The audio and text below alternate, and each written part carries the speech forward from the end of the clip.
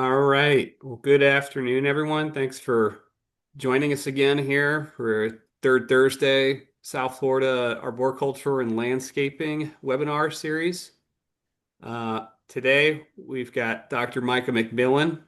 She is out of the Fort Lauderdale Research and Education Center, and she's all involved with everything palm. I know that there are some people that do other aspects of palms, like that are down there too, diseases, pests, but she is the horticulture expert for palms for the state here. So with that, go ahead and pass it off to Dr. McMillan. Thank you so much, John. I appreciate everyone's time today, and feel free to ask questions in the chat. John, you're going to be feeding those to me, right, at the end of each segment. Is that right? Yeah, yeah. So we can do Okay, Q.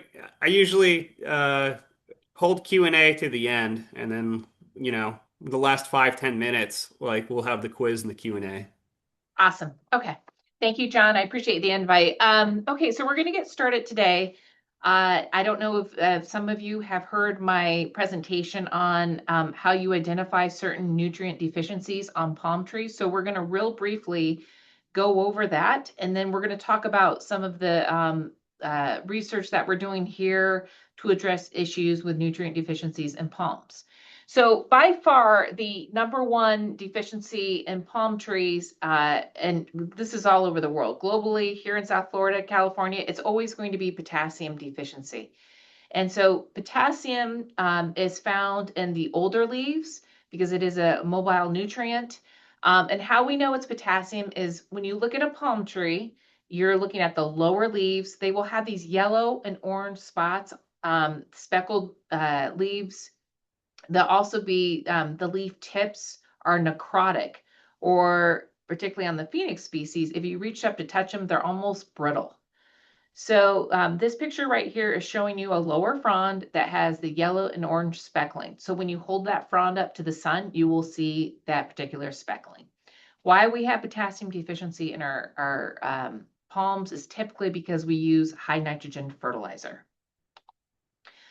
Another great indicator of potassium deficiency is the palm starts to pencil point. And what I mean by pencil pointing is a palm, when it reaches the juvenile stage, will only grow out for or gain girth, so to speak, or become bigger than juvenile stage. But past that point, it doesn't become any bigger. The trunk doesn't become any bigger. So if you're looking at these royal palms right here, you'll see that it from the bottom, it kind of goes up and then it starts to pencil point towards the top, just like a pencil tip. And that is an indication of potassium deficiency. And when it starts to get bad like this, you'll know you need to apply an additional potassium fertilizer. So for us, when we don't see a lot of fronds around the palm or on the palm, we know, and we start to see a pencil point, we know that's potassium deficiency. Manganese deficiency, you're going to see a lot of that come June, July, August with manganese deficiency. The reason why is because we've been very cold.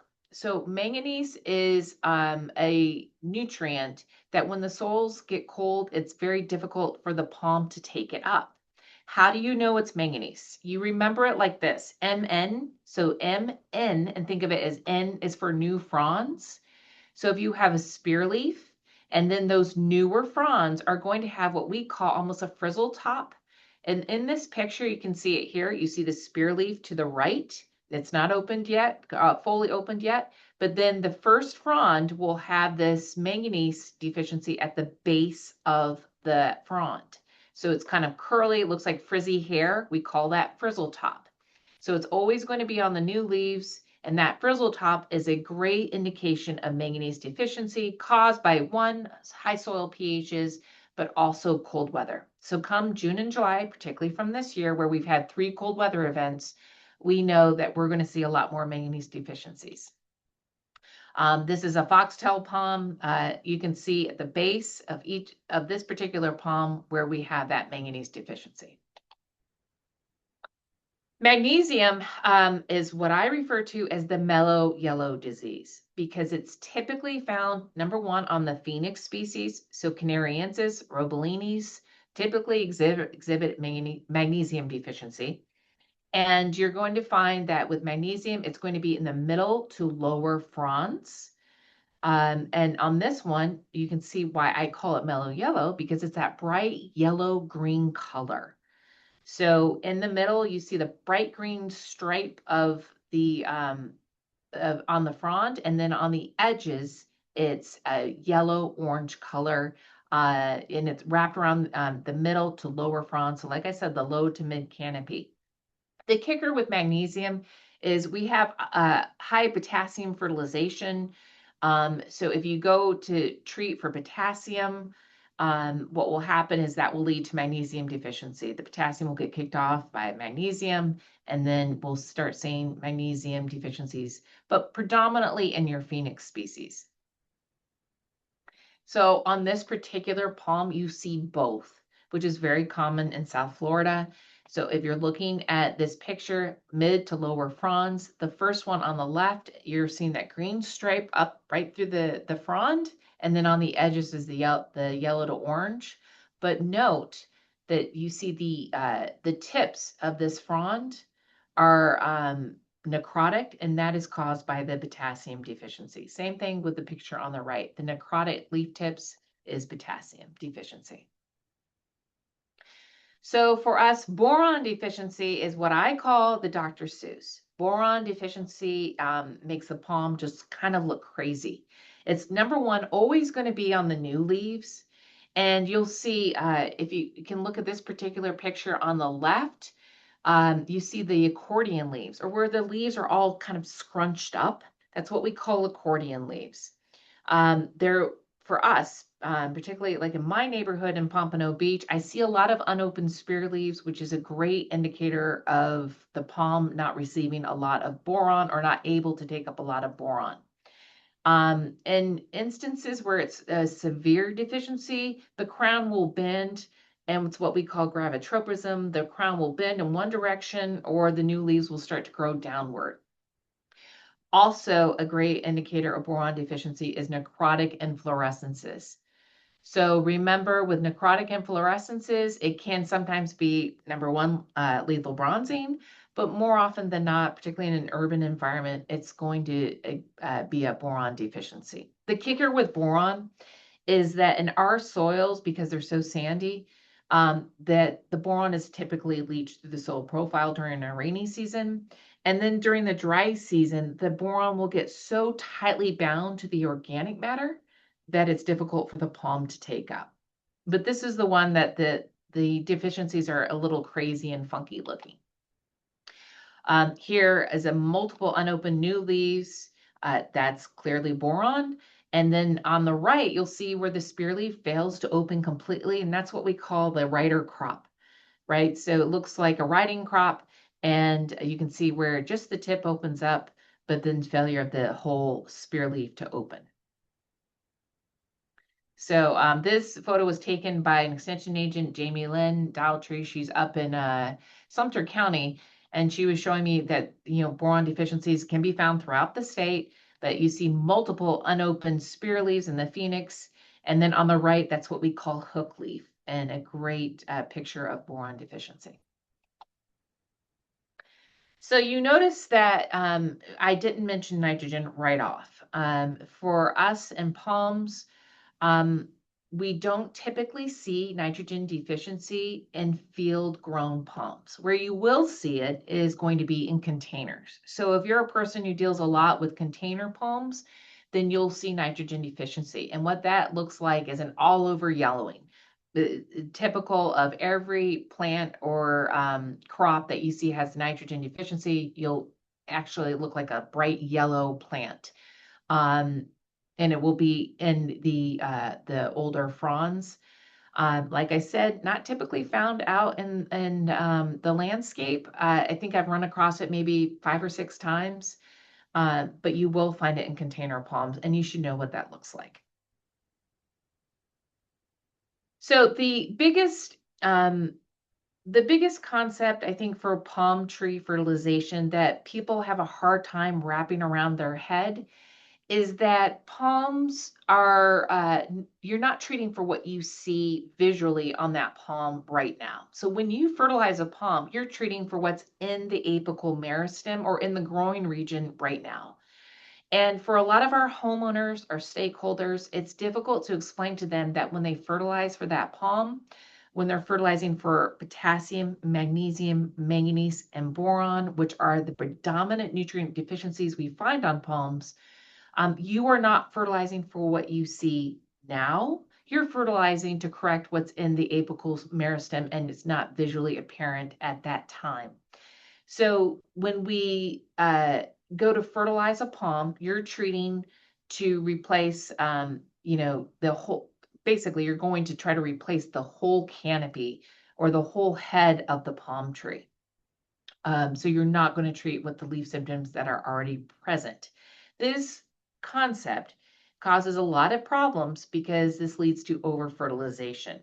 When our homeowners don't see this green up effect like they would find on a turf grass or from container plants when they apply fertilizer, they'll continue to over apply and reapply for that palm to green up, and it's not going to happen. So sometimes for potassium, magnesium, manganese deficiencies, it could take over 2 years for you to correct that canopy or that those nutrient deficiencies. With boron, it could be a little bit quicker, maybe more like 5 months. But for the most part, those four nutrient deficiencies are difficult to correct and can't be corrected for what you're seeing right now. So we're trying to prevent that over application of fertilizers by understanding that what you're fertilizing for is targeted at the new leaves developing in the bud. So why do we have nutrient deficiencies in palm trees, particularly in South Florida? Well, number one, this is due predominantly towards our soil cation exchange capacity. And this is taking a soil colloid, and we have a bunch of nutrients surrounding that soil colloid in a high CEC soil. So what that means is that there's a lot of nutrients available. The plant has access to them and can pull them up. But in soils that have a low CEC, which you're going to find with sandy soils with low organic matter, that soil colloid cannot hold as many nutrients. Hence, we refer to it as a low CEC soil. So in sandy soils, what happens is nutrients will leach, and we do not have a lot of organic matter. But if you, in reverse, are talking about a high peat soil, a histosoil, a clay soil, they typically have a much higher cation exchange capacity when compared to a sandy soil. So what is Florida dominated by? Sandy soils. So we like to refer to this for soil scientists.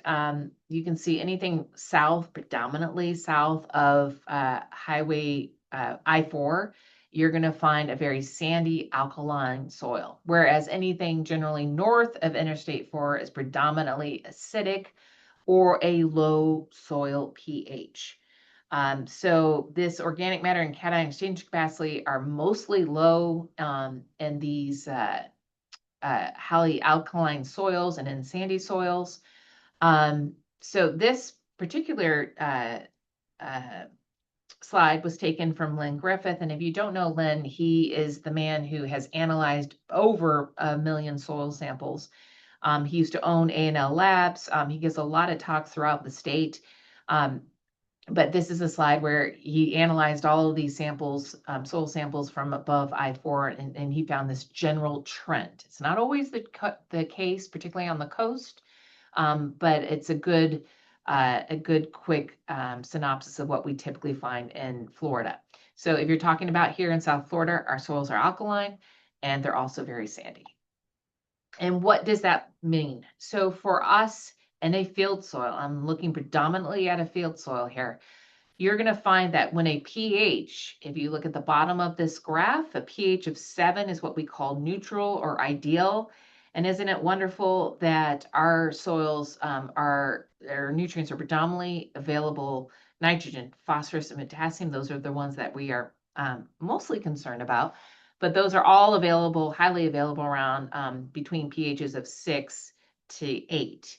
However, as we trend north, as we trend higher on that pH scale and we start to reach 8 and 8.5, you'll see where your manganese is not as available. You see here in the orange, your boron become unavailable, your copper and zinc as well.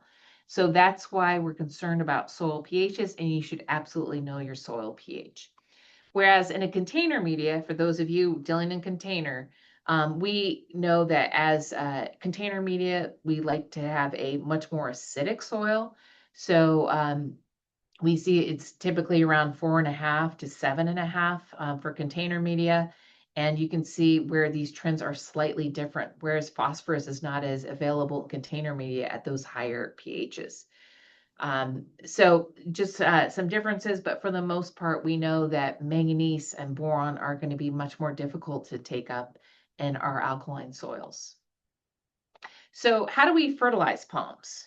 Our UF IFAS recommendation is we fertilize 1.5 pounds of A212-4 per 100 square feet. And we apply this 3 to 4 months out of the year. So if you are looking at your palm tree right now and you're not seeing these nutrient deficiencies, that means that I would recommend that you start applying probably 3 times out of the year. We prefer a preventative application method rather than trying to correct and over fertilize for these nutrient deficiencies. Like I said, with palms, it can take up to 2 years to correct a nutrient deficiency. Also in Florida, we have fertilizer ordinances or blackout periods where we're not allowed to fertilize with nitrogen and phosphorus during the rainy season, which is normally June through October. I take it all the way up to November 1st. I know it says September 30th, but I extend it to November 1st. I think that's the case with Miami-Dade and Broward County. So you shouldn't be putting out nitrogen and phosphorus during the rainy season. That's what it boils down to. So what I tell people is in November, go ahead and start treating your palms again, hit it again in January, March, and then if you absolutely need to, then hit it again in May before we head into that rainy season. So that 8.2.12.4 is what we refer to as a palm special. So that palm special is available in your box stores, your nursery stores, and sometimes you just need to refer to it as the palm special. But if the manager doesn't understand what you're saying or the salesperson, then you would refer to the 8.2.12.4. We have a 0.022 plus 4 here because that is all potassium with a little bit of magnesium. During the rainy season, if you see potassium deficiency on your palms, absolutely you can apply potassium during the rainy season. It is not restricted like nitrogen and phosphorus. It doesn't lead to algal blooms. So you can apply once during the summer, which is absolutely a good recommendation and doesn't hurt anything, as 0.022 gives the palm a little extra shot of that potassium and magnesium. So like I said, the preventative management is always a better way than trying to catch up perhaps for 2 years. Now, I'm just going to show you one slide on boron deficiency because we do see a lot of it on sandy soils. It's everywhere I look in South Florida. As I went up and was heading up in Orlando last week, I saw a lot of boron deficiencies up in Orlando.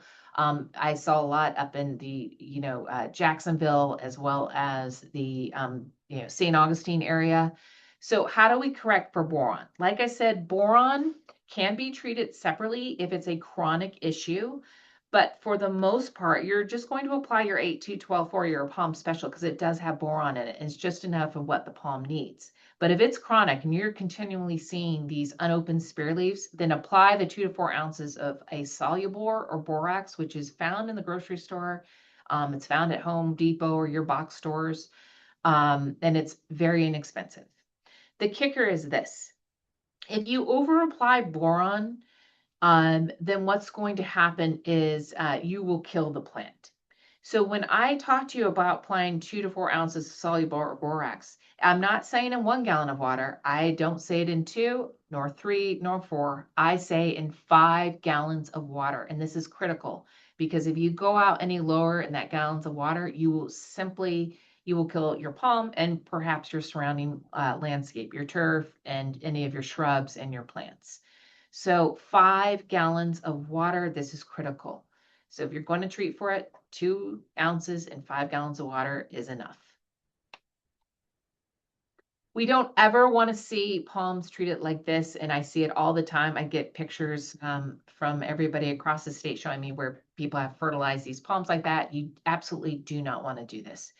Palm roots extend very far out away from the trunk or the stem.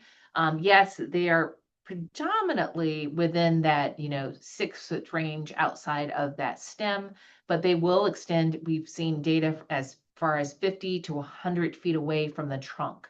Obviously, in areas like this where it's in the median or it's contained within the concrete, we don't want to see where you've just dumped the fertilizer right next to the stem because you will burn the palm, and that will exhibit as burned leaves or burned fronds.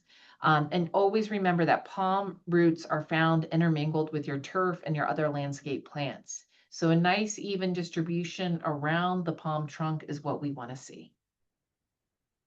But how do you fertilize palms like this? Like these are royals that are around a waterway. It is illegal to fertilize within a 10 to 20 foot area of a waterway. Also, this is on a slope. So how do you fertilize when your royal palm is on a slope? And even if it's not in the rainy season, it's December, you cannot fertilize this because the granules will run off and into the waterway. Again, here, palms in small spaces. How do we fertilize these? If you go along the beach, you'll see these palms and grates. And how do you fertilize a palm like this? What did I just tell you about not dumping fertilizer around that stem? So you absolutely don't want to see that. So we were given a grant by FNGLA and and working with ArborJet, which owns or sells the injection system. We were looking at injecting nutrients into palms because number one, we've seen a significant amount of traction for this. Like I explained to you about the waterways, how do we fertilize palms like that? And what we're looking to do is uh, drill into a palm um, and then creating, like about a half inch or a half inch, 3/4 inch hole. And then you tap in a plastic port and then you inject into that plastic port. Um, Now, we all know that when you drill into a palm or you create a hole in a palm, it is there for the life of the palm. Palms are not like trees, they do not heal. So once you create a hole in the palm, it is there for the life of the palm. In this particular trial, we had treatments that were injection, which was once a year. And then we had our standard, which is an 8-2-12-4 magnesium 3 times a year. And then we did apply just alone the 0022 plus 4, and then of course the control. With this particular trial, we were using drones to capture health data. We had a gentleman come and fly a drone over, and then we had Aspect Technologies analyze the data for us. And that's just looking at these foxtails and from the top. So obviously these foxtails were 12 feet tall. I couldn't see on top of them. So the drone was ideal to capture this data. Now, if you're looking at foxtails, we always use foxtails because these are my indicator species. In South Florida, foxtails are very nutrient deficient. So like I said, my indicator palm is a foxtail. And what we want to see with a drone image or an NDVI is a much higher number. So on the right, you're going to see my scale, which goes from 0.785 all the way to 0.9. You want to see a number that's close to 1. And for the most part, all of these palms, even the ones in the red, were greater than 0.785. So they all were actually really good and very, very healthy. So starting off the trial, this is great. We do have some differences, but they weren't statistically significant. Palms look great prior to starting the trial. However, about a year after the trial started, we started to see where my palms were failing. Crowns were just collapsing. I had Dr. Dillon look at it, and he told me that you have anthracnose. So we watched many of my palms just collapse. And these foxtails, this is what anthracnose looks like on your palm. So you start to see where the leaf bases start looking almost like a rust colored or a brown. They started falling off, and then the palm started to pencil despite fertilization. And so these are great pictures.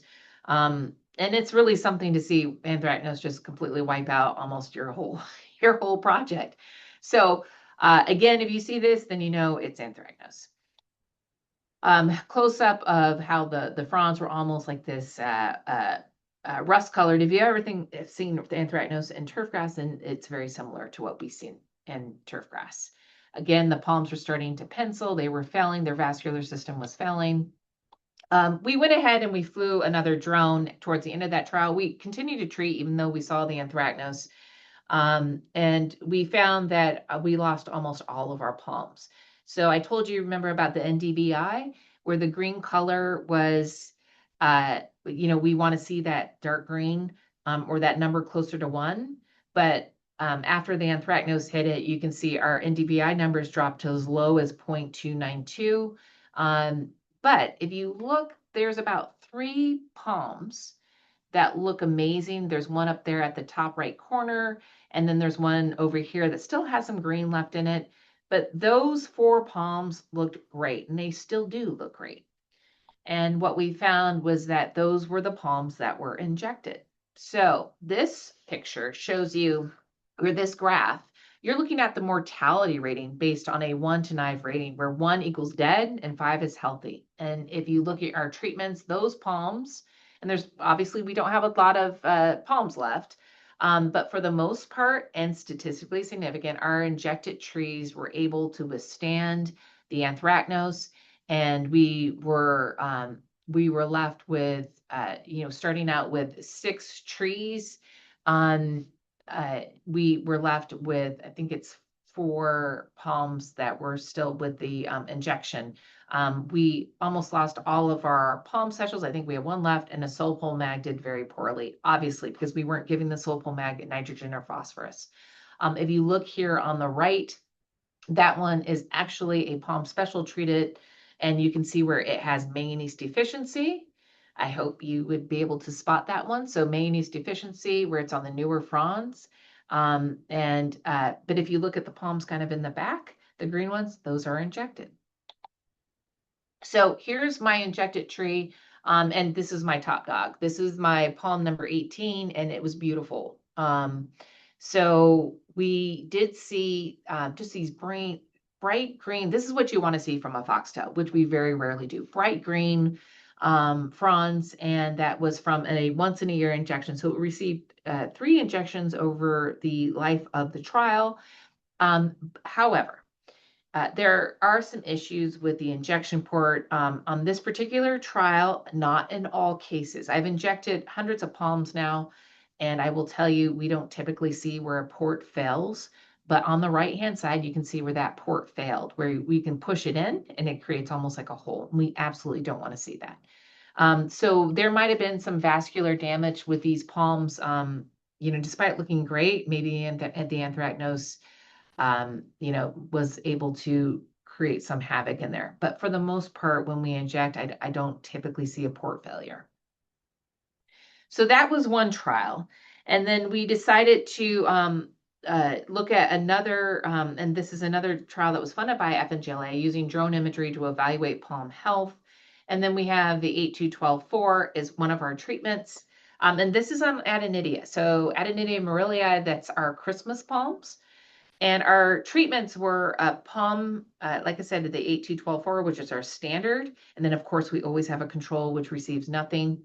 But on this particular trial, what we wanted to do was we were not only looking at injecting palm jet, which we had used in the previous trial, but we were also looking at injecting phosphojet, which is a phosphorus material, kind of acts sort of like a fungicide.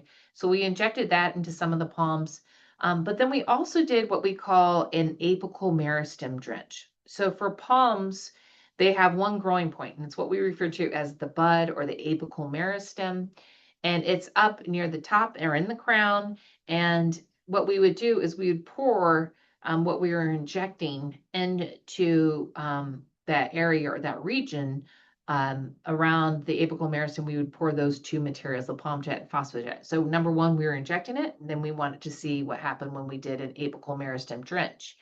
And then we also were looking at another uh, or alternative fertilizer mechanism, which is what we call gator grip. So here's your picture of your drone imagery, and you can see where they're bright green. They all, for the most part, with the exception of one or two, they all look very good. So what is the Gator Grip? The Gator Grip is a biodegradable palm fertilizer scrunchie. So what you do, and they're not orange and blue. It's just just to emphasize. But they're actually made out of a green or white biodegradable material. And you wrap or you basically drop it over the scrunchie over the spear leaf of the palm. And for the duration of the time, it's filled with fertilizer, slow release fertilizer, and you drop it over the spear leaf. And when it rains, it essentially fertilizes the palm. Is it being fed to the apical meristem? We don't know. Is it running off and around the stem? Just a little bit at a time, which is great, which is sort of spoon feeding the palm. But the idea is based on litter feeding palms that you find in South America, where the understory palms are never going to have enough nutrients from the bigger, massive trees that are above them.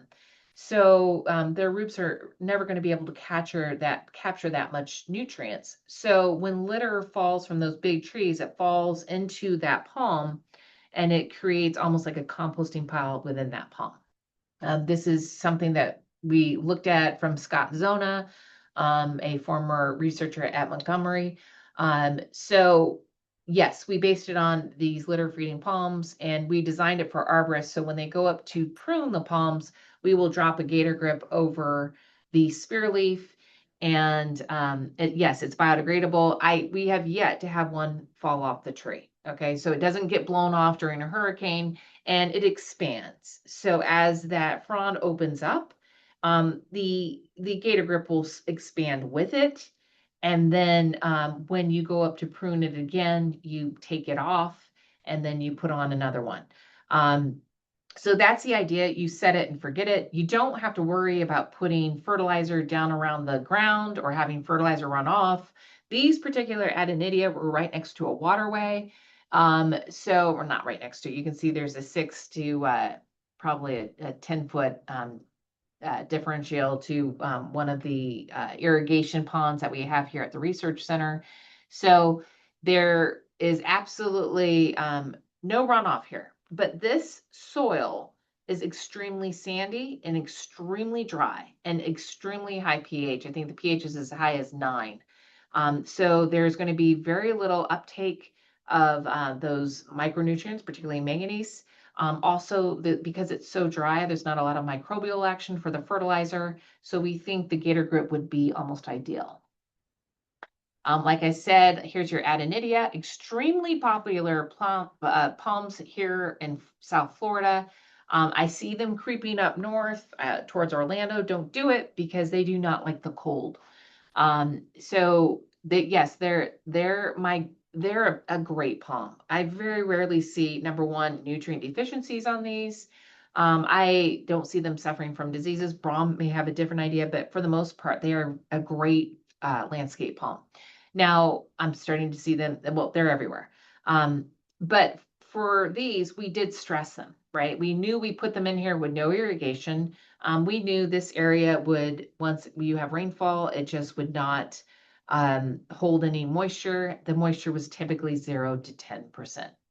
And how do you know a palm is suffering from moisture stress? You would have seen it this year because we've had very little rain.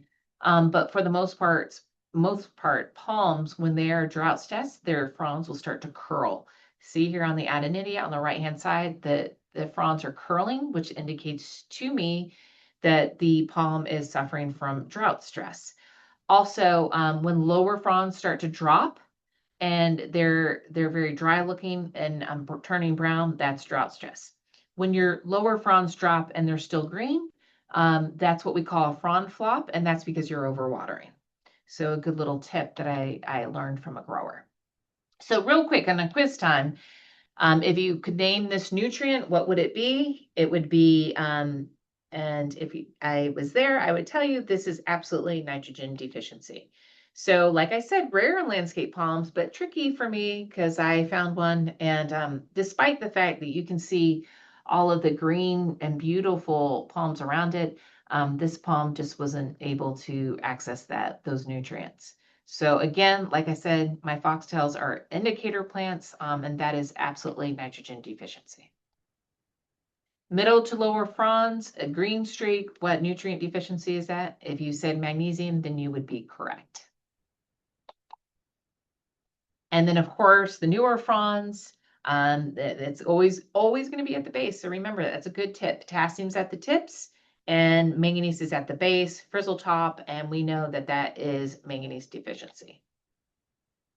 And I always have to put in a beautiful picture of the American kestrel. You see it everywhere. Our native, our wildlife, birds in particular, love our palms.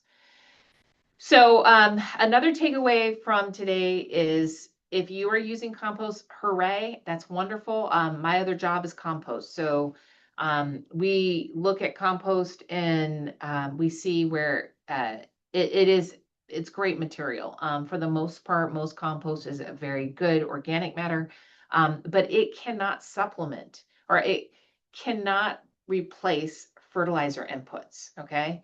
So always keep that in mind. Even if you're using compost, after a period of time, that nitrogen and phosphorus and those nutrients that are within there are used quickly by microbes, particularly in containers, and you're still going to need to supplement with fertilizer.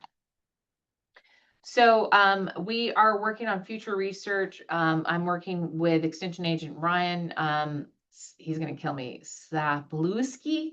So he's in Collier County, and we're looking at royals, putting gator grips on royals to see if we can fertilize them from the top. Also, my students are looking at different nutrient analysis for a variety of our common landscape palms, but they're also working with biochar and compost. We do have a lot of companies that are interested in seeing how palms establish in both of those. We are looking at manganese uptake using a novel foliar adjuvant. It did work. The foliar adjuvant absolutely did significantly increase uptake of manganese, which is good for everybody to know now because we're going to see a lot of manganese deficiencies this summer. And then, of course, using improving nutrient uptake using soil surfactants, that's in progress.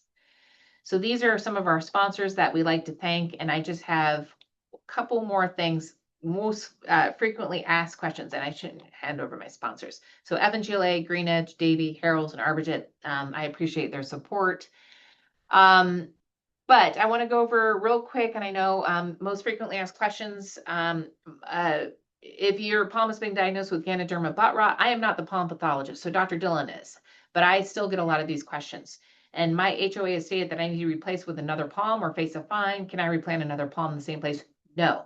So you will have to find another palm-like tree to put in its place, like a ponytail palm, which is not in the Ericaceae family. And also so for instance, you could use a cycad, which looks very much like a palm.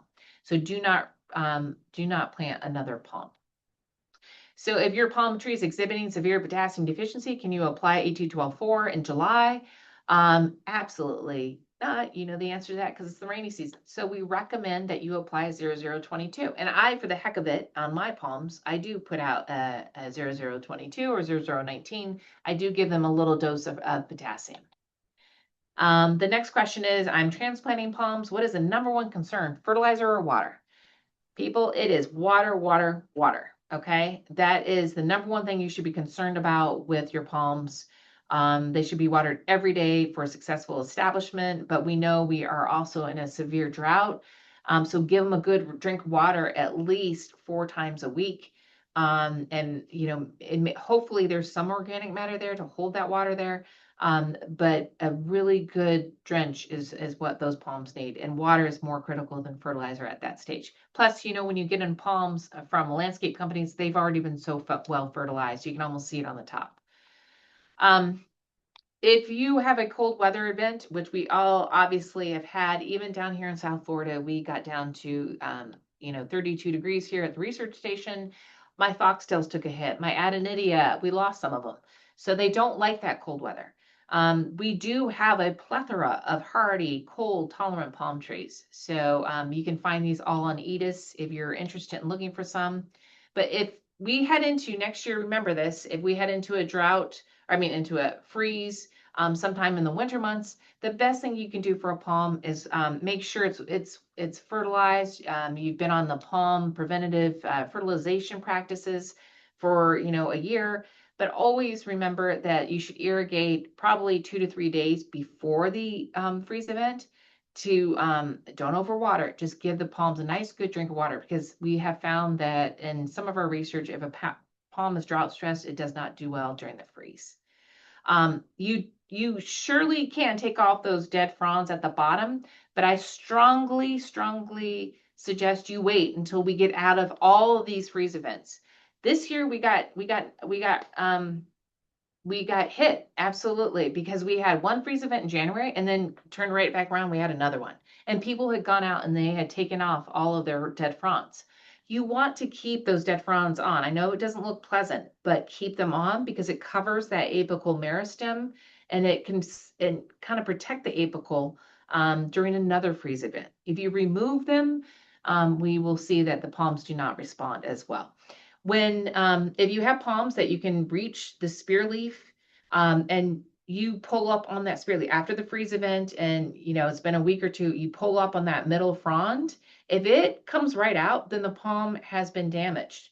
If it doesn't smell, then we think it would be able to come out of it and not have any issues. However, if it smells, then probably there's some microbial, bacterial, fungal interactions going on, and the palm is probably going to die. Not always. So what we recommend is you would treat with a copper fungicide, not a water soluble copper fungicide, but a copper fungicide. Do an apical meristem drench, but that's only if it smells. Okay, so if you're able to reach it. So typically with trunks, they may be damaged by secondary bacteria and fungus, leading to the frond, wilt, and trunk collapse several months later. So if we normally say wait until the summer months, look at your spear leaves, make sure your spear leaves aren't, coming right off, and excuse me, and make sure it's coming out, and that's how you know a palm is doing well. However, if you don't see that towards the end, then that there may be some issues, and come June or July, the palm will have some serious issues, and will more likely collapse or die because of the vascular system has been hit by the freeze. So like I said, watch after the cold weather event for boron and for manganese deficiencies, and keep up on your fertilization practices. And last but not least, real quick, I know that John has this survey for you. Thank you, John. But I am part of a USDA NEPA compost food waste reduction grant, and we're hoping everybody can take this survey for us for a compost college that we are hoping to hold up in Deerfield Beach in March of next year. But we want to know what everybody wants to know about compost, so please take the survey. And now I'm open to any questions. I think I've got some time. John, any questions for me?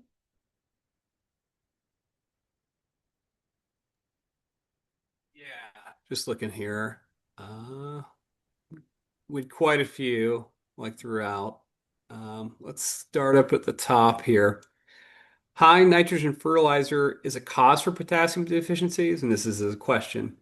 That's a great reason for requesting review of fertilizer mix labels and application patterns for our clients, instead of them just getting a contractor to use whatever fertilizer they choose that they say is good quality fertilizer. I should have thought about this years ago. So, um, yeah, so I guess that's kind of more of a follow-up to like your comments there. Yep. See here. How do injection treatments compare in cost or expense to using traditional broadcast fertilizing? Are they cost effective as well as compliant to ordinances? So really good question. So for the most part, when you're talking to a landscape company that is doing injections, and like I said, they have become very, very popular. They're very much more popular on the West Coast than they are over here, which I find interesting. But uh, for cost, normally from what we've heard is they run about $300 for an injection practices for the year. However, they can be a tad bit more expensive. But we also know, particularly with the ongoing crises, fertilizer issues that we have, throughout the world and the global issues, the cost of fertilizer has gone up significantly. So I do know that that bag of 8 2 12 4 has become expensive. It's 60 pounds. I mean, $60. So, very expensive. And I right now it's still out, right? For cost effectiveness, I do believe the injection is more expensive. But if you're in those areas where, in those environmental areas where you just can't fertilize, or your palm never responds to fertilization, then I say give it a try. Um, People always ask me about, Micah, you're injecting, so you're putting a hole there. How long will the palm live? Well, we have some Phoenix Robolini that my predecessor, Dr. Brochant and Dr. Elliott, they injected 30 years ago, and these palms are doing great out here at the research center. So, and now we have ports, and now we have a pressurized injection system. So the method has become a lot better. Um, so if you're in those environmental situations, this is what we're recommending. I hope that answered your question. Okay, next question. Uh, why can boron be a death sentence with lower dilution rates? What is the biological process that leads to this? And how do you recommend applying diluted borax mixture? So, good question. Boron, what I'm saying to you is, we make the recommendation for 2 to 4 ounces in 5 gallons of water. And the reason why I bring this up is because a lot of people will be like, what difference does it make? It's like a tablespoon, and I can put it in just 1 gallon and put it out. I've done this, right? Where you put in the fertilizer and you're like, I'm just going to go out and put it in a milk jug, and then that's that. We have actually had issues with people putting it out in a milk jug, or putting in a tablespoon into 1 gallon of water and then fertilizing a palm. That is the problem. That's toxic to a palm. Physiologically, uh, uh, the mechanism is it's just boron toxicity, right? And also burning the roots, and you're increasing the parts per million in that soil profile. So we don't want to see that. But I for the most part, what we recommend when you're just treating a palm tree, and if you do have the surrounding landscape, put it in that 5 gallons of water, mix it up really, really well. Make sure that it solubilizes in that water, and make sure that it's not all down at the bottom. And then you go ahead and mix it up in the 5 gallon bucket, and then you take a milk jug, and you just put out Um, a little bit of that liquid material around that pump, nice, and just dump it in one place. Evenly distribute it around that pump. Okay, so it just needs a little bit. It needs parts per million. I almost caution people just to wait for the palm to come out of it, because for the most part they generally will. Um, but there's a lot more information on EDIS that we have for boron deficiency for palms that you can take a look at. If you have any questions, feel free to email me. Okay, so a couple things. If you have time, I would love to hear more about palm root anatomy. I guess maybe that's just a note for down the road. Might be good to get into that some. Okay, Um, good. I'm gonna go ahead and launch the post quiz while we're doing Q&A as well, just because we're getting so tight on time here. So that will come up in everyone's pop-ups, but just bear with us as we're doing Q&A and post quiz at the same time, and then we'll hopefully have a little bit of time to answer the post quiz as well. Um, Next question. Are you recommending the injection and foliar or apical applications as substitute for broadcast granular on the palm mix special or as a supplement for palms showing more severe nutrient stress? So currently I'm just letting everybody know there are some alternatives. It's already out in the market right now. UF IFAS does not make any recommendations other than what we have out there, which is just the granular fertilization. I'm just showing you the research that we're doing that so far has been promising. And this is the fifth year that I'm here, and we're gathering up all of our data and saying, hey, I have never killed anything injecting. And I'm following all of the using the palm jet. I'm using the current practices that companies make a recommendation for. So it is very safe that way. We are covering it and covering the hole. So we're not leaving this big gapping hole out there. So we are writing up some ideas, and we're putting all of our package together to present that to say, hey, we do make this recommendation. But we are, like I said, gathering all the data. We have seen some benefit to it, but no harm. So at this time, if you needed to try it and you have, palms on the coast then or near waterways or palms that just aren't responding, then absolutely, I don't see the harm in it right now, and we have seen some benefit. Like I said, a follow-up to that, are the ports reusable for and how long? Can they be used for OTC injections as well? Yes, a really good question. So Brian Bader is already recommending, for lethal bronzing that you use those ports for OTC anyway. And what they do is they will do a port once a year. They'll put OTC in it, and then they'll move around. They'll do north, south, east, and west. Um, we we right now are running some trials on how often to use the port, and for the most part, what I know that some of the injectors are doing is they're drilling in, putting the port in, injecting once, and then they'll come back in a year or 6 months, and they'll tap the port in a little bit deeper and inject again, and then they'll move around to the other side. So they are using the same ports, but nailing it in just a little bit deeper. I don't have any right now. Our research is still ongoing, so I don't know how often we can use it. We just don't know enough about that right now. So more to come on that probably in the next 2 years.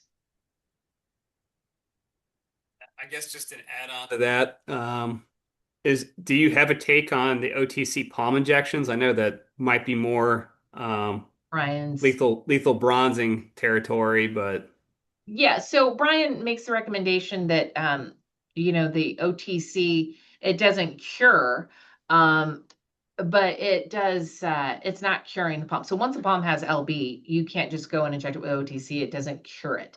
But for the most part, he thinks that there's some benefit and prevention properties for the OTC. Um, but Brian, I know Brian's working on some things, and I know there's more to come on that. But if you're in an urban environment, we don't typically see, obviously, we're not going to, you're not a grower out in the middle of Okeechobee that has thousands of palms, and that's a concern. But yes, the OTC is a recommendation for not curing, but for prevention.